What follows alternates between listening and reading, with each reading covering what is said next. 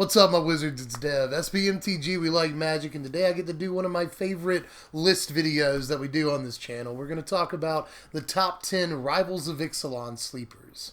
Well, you know how the game works. Whenever a new set comes out, there's always a bunch of cards that people are really fixated on for whatever reason. Either they're like really obviously good for competitive play, or there's like a huge creature casual players really like and latch onto, or there's like this awesome thing that goes into a new combo shell, you know. Those cards get all the love and attention, but a reaction is a reaction, and as a consequence of the hype machine, there's always a bunch of cards that fly way up under the radar, and those are the cards we're going to talk about today. Now, all of the cards we're going to look at today can be pre-ordered right now on TCG Player for $5 or less, at least as of the recording of this video. So that indicates there's not a whole lot of attention being paid to these cards, but I think they're all worth at least keeping an eye on. So, and the last time I did a video like this, not to toot my own horn, but to toot my own horn slightly, I told you to buy Vraska's Contempt at $3 and it peaked at $10. I told you to buy Search for His Content at $4.80 and it peaked at just under $20 and is a multi-format all-star. So sometimes I do okay on these things. Let's hope we strike gold again. Let's take a look at the list. As always, I've got honorable mentions, 3 of them to be exact, a common, an uncommon, and a rare. And we'll start with the common first, which is actually one of the cards I like the most in the set. It's Gruesome Fate. Now, some people are going to tell you this card's very bad. You know, it doesn't affect the board at all, and if you're behind, it's really god-awful, and even if you have a couple of guys out, it's really just 3 mana for like 2 or 3 damage. It's almost never going to be worth it, blah, blah, blah. Shut up.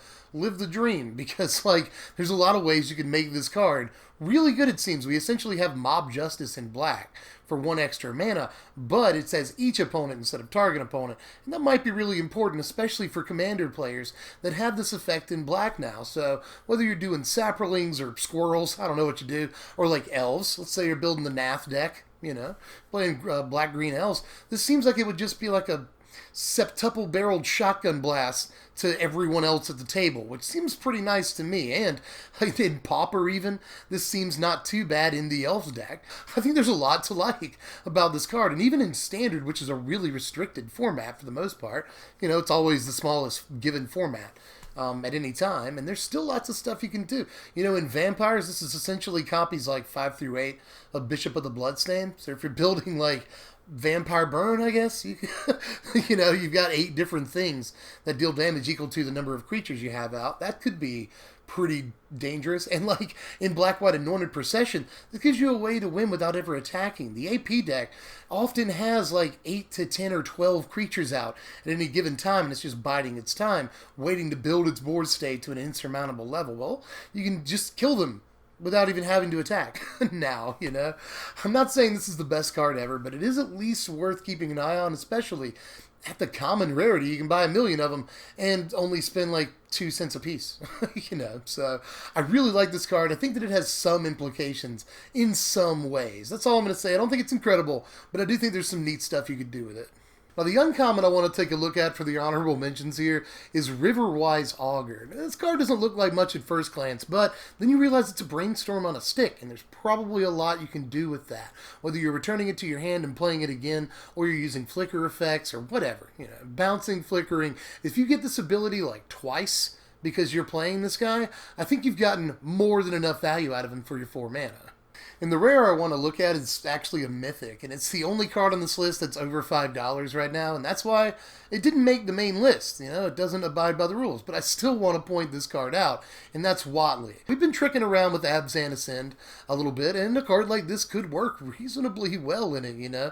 The turn she comes into play, she can get enough loyalty, again, if you've got the right board presence, to ultimate the next turn. You can ultimate her multiple times and keep getting this emblem, and just things would get out of control. This seems like the ultimate board stall breaker, if you want to look at it that way. So there are definitely negatives to a card like Watley. Yeah, she doesn't really work out if you're judging her the way we traditionally judge planeswalkers. You know, she only protects herself a little bit. She doesn't create creatures. She doesn't remove creatures. You know, there are definitely bad things about this Watley. But if you've got the support for her, she can probably get out of hand really quick and just win you the game through sheer card advantage relatively quick. And let's not forget the ability to just make your creature randomly huge. And if the creature has flying or trample, well, that can win you the game too. So those are the honorable mentions. Discuss among yourselves, and I should probably tell you before we get to the list proper that if you didn't see a card there that you really like, or if you make it through this whole video and you didn't see your favorite card, don't worry, I may not have forgotten about your favorite card. Next video we're going to do is going to be the top 20 or maybe even 25 cards in Rivals of Ixalan, so your favorite card might be on that list. So just remember that. But let's get on to the list proper with number 10, Profane Procession. Now, I'm not going to lie, there are a couple of transform lands on this list. People are really sleeping on this one, though. Note that price. It's less than $2.50 right now on TCG Player. That's kind of crazy for a transform land, again, on pre-order. Usually prices during pre-order season are a little bit higher on everything across the board because we're all still speculating. But right now, people are really sleeping on this as far as I can tell. Again, negatives about the card, which I again already pointed out in the spoiler video, and you probably already know them yourself. You know, it's 3 mana on turn 3 to do nothing, and then on turn 5, you have to waste that whole turn exiling a creature. But I wouldn't necessarily call that wasting a turn, especially considering some of the stuff we see on turn 4 and 5 in this format. And you don't have to play this on curve, you can play this on turn 4, turn 5, when you've already played some of your better stuff. And then next turn, you untap with it, and it's probably going to stick around. It's kind of tough to kill enchantments, especially game 1 in this format. So you're very likely going to get to untap with it. And by the time you've killed even one creature with it, I think it's done its job. But if you can kill 2, 3 things with it and even get to the point where you flip it, I think this card's absolutely phenomenal. That's crazy to me, and I don't see why more people aren't at least speculating on this card. I don't think that it's just purely bad. The chances that you're going to be able to actually untap with the card in play are extremely high. It's not very removable, and it does work once you untap with it. So I wouldn't just count this thing out right now. $250 is a really good price to pay for an obviously pretty powerful transform land.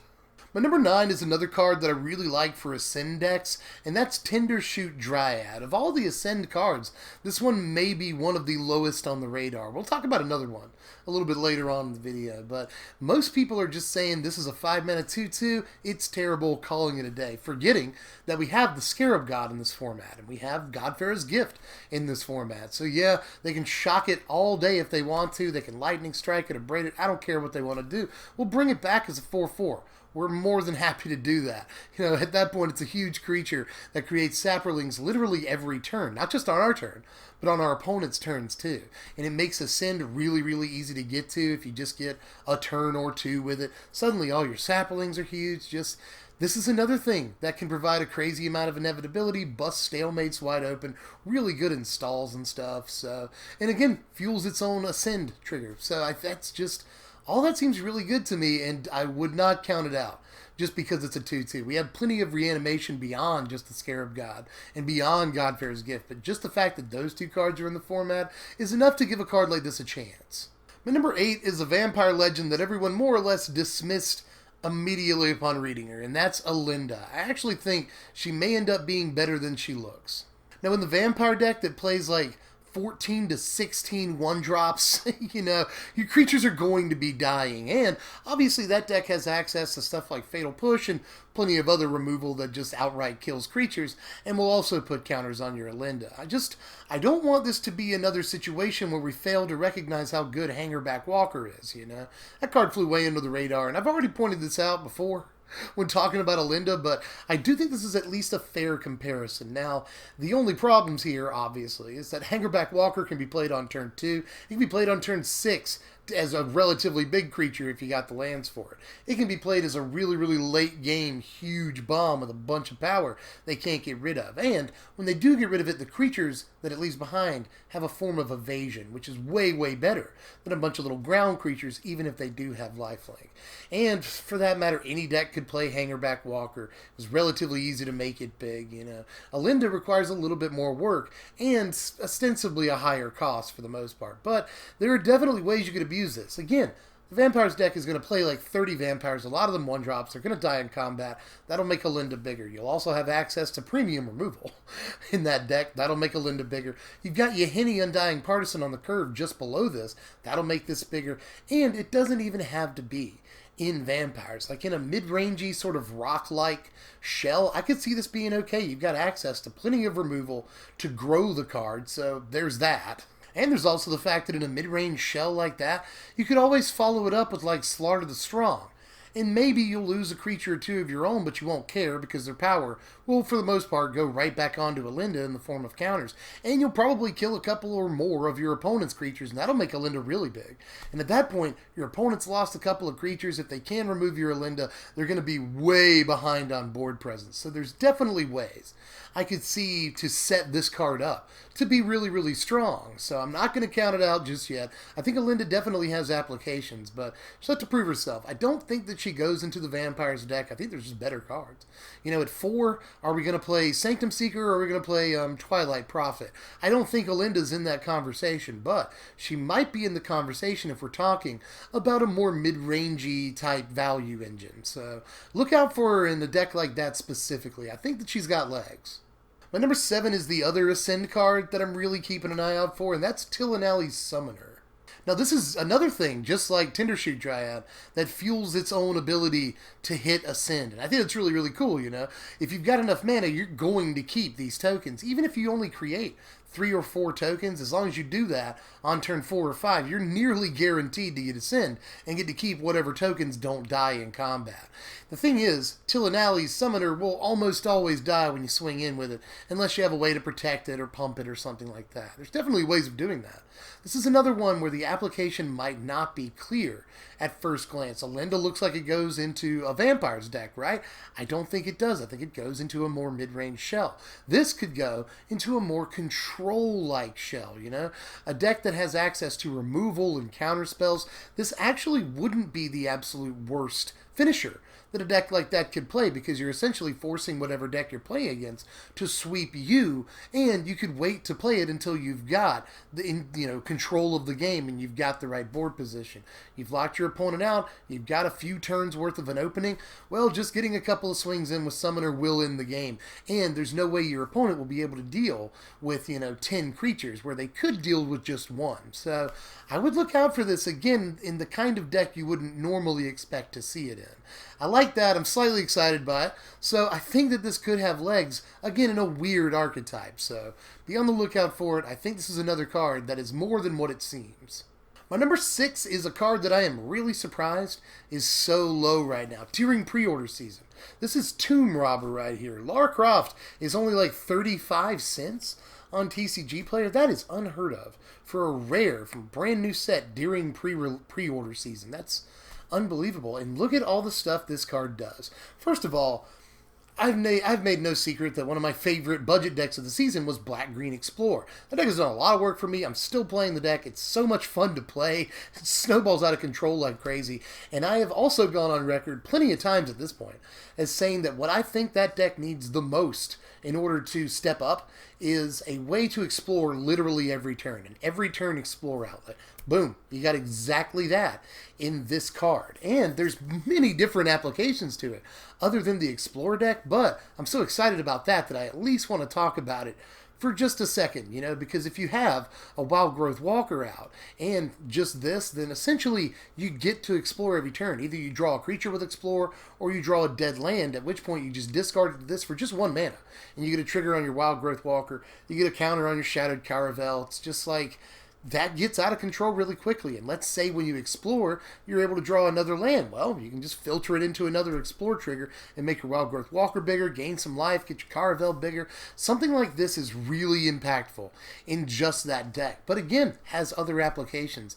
In a Reanimator deck, this is really, really strong. Not just because you can pitch cards to it for 1 generic mana, but because you can also rip cards off the top of your library to put into your graveyard with it. So you can double dip in a Reanimator strategy with a card like this. I think there's a lot of really good things to like about Tomb Robber that people just aren't catching on to yet. My number 5 is another card for the Explore decks that has applications outside of it, and that's Jade Light Ranger.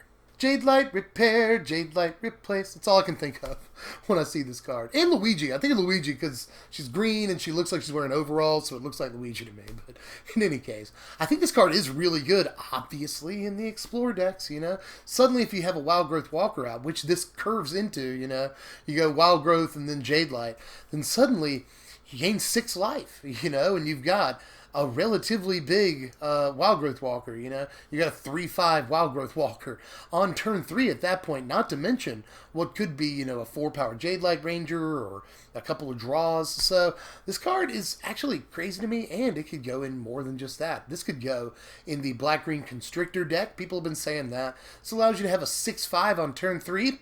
Possibly. It seems pretty crazy. And again, if you don't get a 6/5, you're drawing cards. So that's, you're drawing lands, blasting through pockets. All that seems great. All that seems awesome. So there's just not a whole lot bad about this card. And by the way, while I'm talking about decks that could go in, it could also go in like a mono green stompy strategy. Outside of Ronus, the deck doesn't have a whole lot of 3-drops that are just like bang up, guaranteed, awesome to see play. You know, like, I guess Serpapard in the sideboard. But aside from that, 3-drops are slightly lacking, and a card like this looks really good in a mono green stompy deck. So this has multiple little homes it could go in, and it's just obviously awesome. Multiple enter the battlefield triggers is yet another thing that would be super sweet to flicker or bounce or whatever you're doing in your weird combo deck. But there's just so many things, man, from Explorer to the Snake to mono green stompy. There's just so many things the card could be in that I think people are sleeping on it because it's only like $4 right now. And yeah, it could go down, don't get me wrong. This is one of those that may trend downwards, but I just think there's going to be so much stuff for it to go in that it's probably going to be worth picking up at some point in the future. My number 4 is Warkite Marauder. Now, this is a weird card because never have I seen before so many spiky competitive players that are willing to say this card is good and then just completely crap all over the card and say, oh, but it's bad. Like, it's weird because there's a lot of players who I've seen trip over themselves talking about how good this card is and then completely dismiss the card with no evidence as to why you would dismiss it. Usually, the dismissal comes in the form of Whirler Virtuoso just beats this, but what about all the stuff that doesn't, you know? It's a way for these pirate decks to have a pseudo answer to cards like Hazaret and the Scarab God and other indestructible gods and stuff like that, cards like Glorybringer, and just other flyers and stuff. Just, this card gives that deck an awful lot of answers, gives a wide spread of answers to a bunch of different things. So I just don't know why a bunch of players who are like, oh, this card is great, here's a paragraph as to why this card is great, and one sentence dismissing the entire thing I just said. You know, I don't know why people are just so willing to say this card is bad, because the card to me, and I think to a lot of other people, is very obviously good, but you wouldn't tell. You wouldn't be able to tell by some of the reactions I've seen to it. We're into the top 3 now, but my top 3 actually shares a little bit in common with my number 4 as far as the tone people have been taking when discussing the card. My number 3 is Journey to Eternity.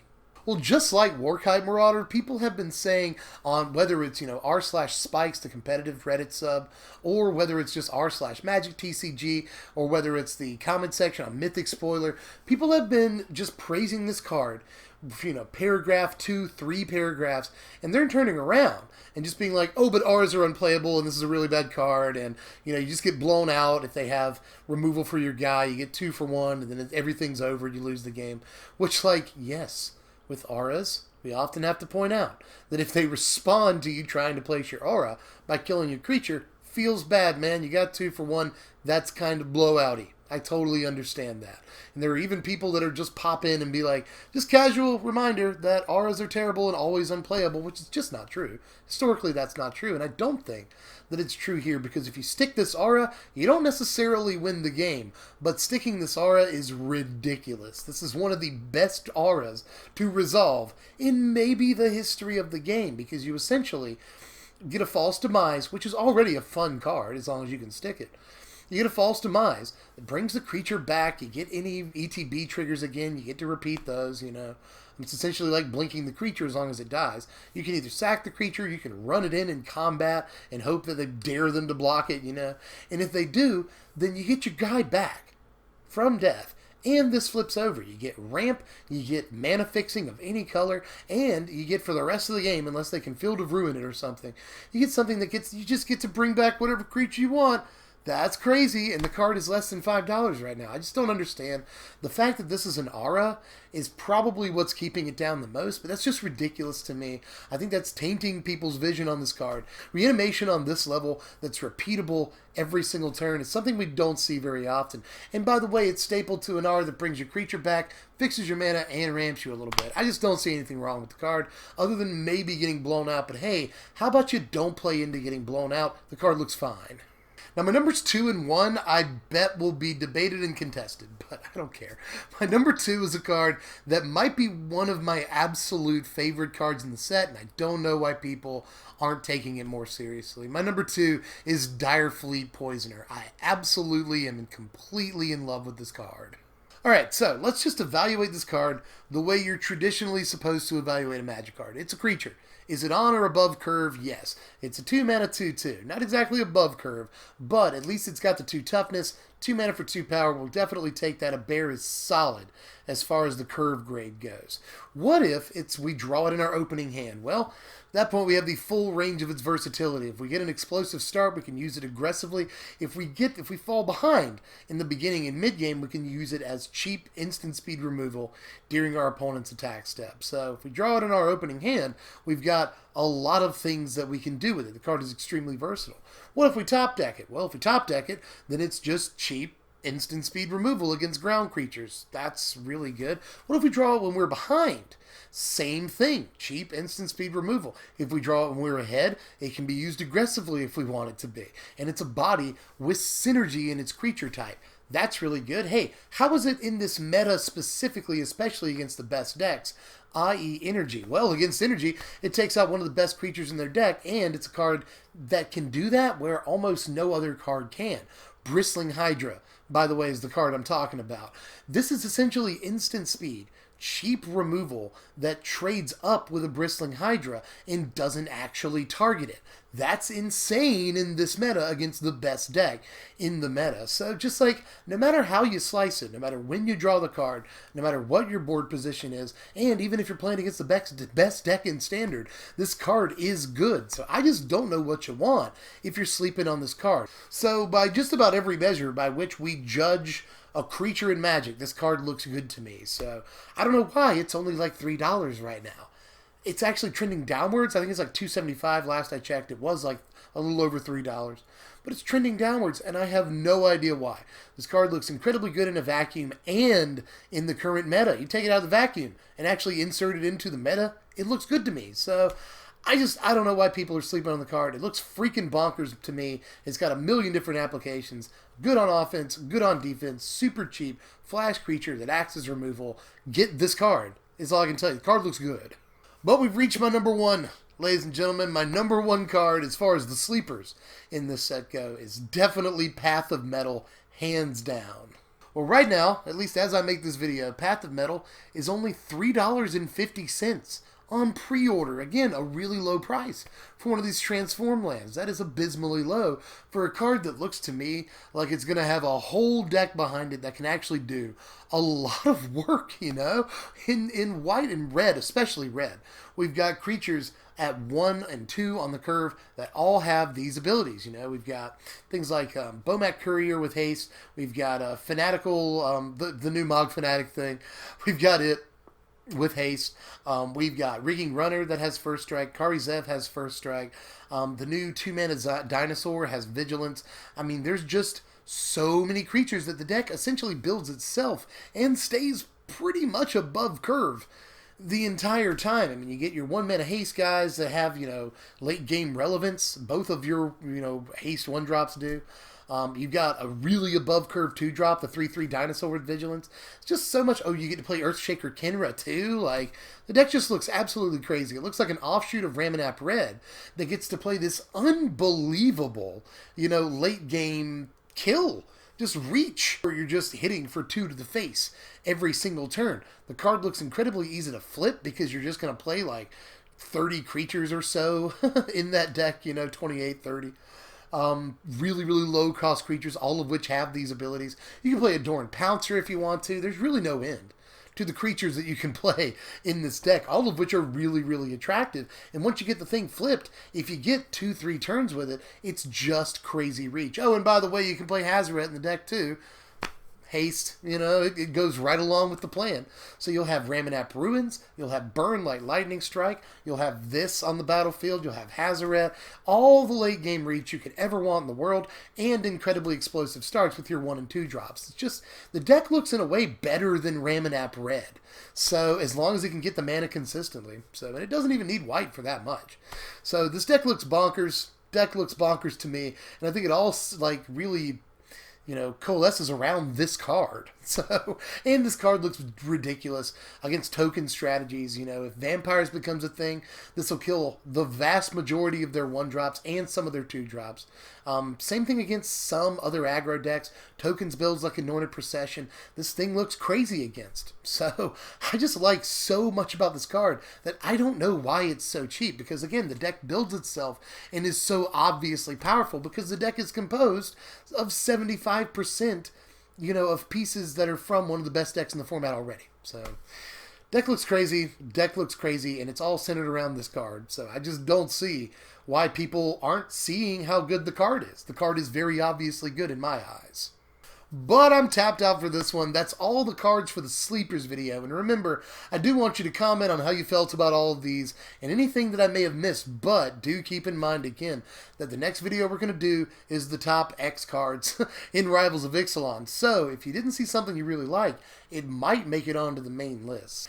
You can also like this video if you like this video, sub if you're new, hit the bell for the notifications. You want that top 20-something cards in Rivals of Ixalan. You want the deck techs, they're coming up soon, and you probably want the pre-release guide. Lots of content coming up, so sub if you're new, hit the bell for the notes, and follow me on Twitter at SBMTGDev, because that's another way of knowing when videos are going to come out. You can even throw me $1 on Patreon, and I'll let you know exactly which video is coming out the day before it comes out. And you can also click the first link in the description to go over to my buddies at TCG Player. They help sponsor my content, and they're where you can get all of these cards at pre-order prices for less than anywhere else on the internet. If you want to get these for $5 or under, TCG Player's kind of who you got to go through on a lot of these. So click the first link in the description, peruse their wares, and I will catch you cats later. I'm Dev from The Place. Thanks for watching, my wizards. Spread love and be kind.